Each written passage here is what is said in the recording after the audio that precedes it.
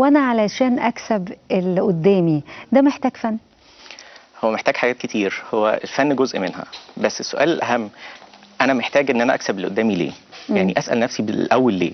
لو أنا هدفي إن أنا أتعلم استراتيجيات أو تكنيك معين عشان بس أكسب اللي قدامي أو عشان أعرف إن أنا أتلاعب باللي قدامي أو إن أنا أوصل لنتيجة معينة، أنا هنا هخسر، حتى لو كسبت على المدى القصير بس في المدى الطويل هخسر. يعني مثلا ممكن إن أنا أمدح اللي قدامي، في فرق بين إن أنا بمدحه مدح صادق وفرق إن أنا بنافقه عشان أوصل لحاجة معينة.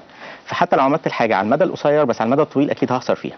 فلازم يكون اهدافي الاولانيه صح. يعني ده يعتبر فيه نوع من الخداع ان انا اكسبه علشان غرض معين؟ الهدف ان انا يكون اساسا ببني على صح. يعني زي مثلا ستيفن كوفي ما بيتكلم بيقول ان انا ابتدي والغايه في ذهني. ايه الغايه اللي في ذهني؟ ان انا ايه هدفي؟ ان انا واحد فعلا عايز اعمل علاقات كويسه مع الناس بس مش عارف، يعني قدرتي ومعرفتي وخبرتي في الدنيا مش عارف اكسبهم، ولا هدفي ان انا عايز اعمل ده عشان اعرف اتلاعب بالناس اللي حواليا واحقق دخل اعلى واوصل لشغل احسن واعمل حاجات. ممكن اعمل ده على مدى قصير بس على المدى الطويل اكيد هخسر. طب لو انا عايزه